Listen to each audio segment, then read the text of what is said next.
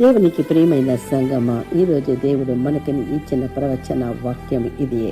కీర్తన గ్రంథము 34వ కీర్తన 19వ వాక్యము. నీతిమంతునికి కలుగు ఆపదలు అనేకములు, వాటినన్నింటిలో నుండి యెహోవా వానిని విడిపించును. దేవునికి ప్రియమైన వారా, ఈ వాక్యము మనకు ఒక నిజాన్ని, ఒక వాగ్దానాన్ని కూడా చూపిస్తుంది. నిజం ఏమిటంటే, నీతిమంతుడైన వానికి అనేక ఆపదలు వస్తాయంట. కానీ దేవుని నమ్ముకున్న బిడ్డలు కష్టాలలో వెళ్ళినా కూడా దేవుడు వారిని కష్టాల నుండి విడిపించే దేవుడై ఉన్నారు. వాగ్దానం ఏమిటంటే, ఆపదలలో నుండి యెహోవా వారిని విడిపిస్తారు.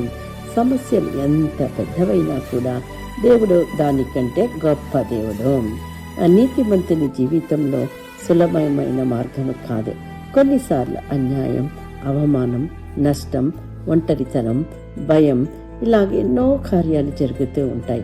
అయినా కూడా దేవుని పిల్లలను కష్టాలలో దేవుడు వదిలిపెట్టరు. ఆలస్యం అయినా కూడా దేవుడు సరి అయిన సమయంలో వారిని విడిపించి వారిని ఆశీర్వదిస్తారు. యోసేపు జీవితంలో తీసుకుంటే, యోసేపు జీవితంలో కూడా ఎన్నో కష్టాలు వచ్చాయి. తన అన్నల చేత అమ్మబడ్డాడు, చెరసాలలో వెయ్యబడ్డాడు. అయినా కూడా దేవుడు తనని ఐగుప్తులో అధికార స్థానానికి ఇచ్చి ఆశీర్వదించారు.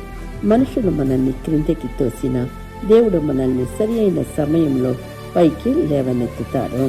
అలాగే దానియేలు జీవితంలో మనం చూసేటప్పుడు సింహాల గుహలో దేవుడు దానియేలుని రక్షించారు. నమ్మకంగా దానియేలు దేవుని సమక్షంలో ప్రార్థించినప్పుడు గుహలో కూడా దేవుడు దేవదూతను పంపి సింహాల నోళ్లను కట్టివేశారు.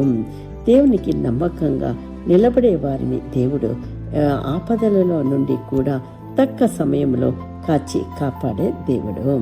దావీదుని తీసుకున్నా కూడా శత్రువుల మధ్య దేవుడు దావీదుని ఆశ్రయించారు. దావీదు సౌలు ఎన్నోసార్లు చంపాలని ప్రయత్నం చేశారు. గుహల్లో, అరణ్యాల్లో దాక్కోవలసిన పరిస్థితి వచ్చింది. అయినా కూడా చివరికి చూస్తే దేవుడు అతన్ని రాజుగా నిలబెట్టాడు. శత్రువులు ఎక్కువైనా కూడా దేవుని ప్రణాళిక మన జీవితంలో ఆగదు. అలాగే పౌలు జీవితంలో చూసేటప్పుడు ఎన్నో శ్రమల మధ్య కూడా పౌలు సువార్తను చాటారు. పౌలు కొట్టబడ్డాడు, చెరసాలలో వెయ్యబడ్డారు. ఓడ ప్రమాదంలో కూడా దేవుడు పౌలుని కాపాడారు. కష్టాలు మన పిలుపును ఆపడానికి రావచ్చు, కానీ దేవుని కృప మనల్ని ముందుకు నడిపిస్తుంది. ఒక చిన్న ప్రార్థన. ప్రియమైన సహోదరి, సహోదరుడా, ఈ వాక్యాన్ని మనకని స్వతంత్రించుకుందాము, ఆశీర్వదింపబడదాము. Please like, comment and subscribe. Thank you.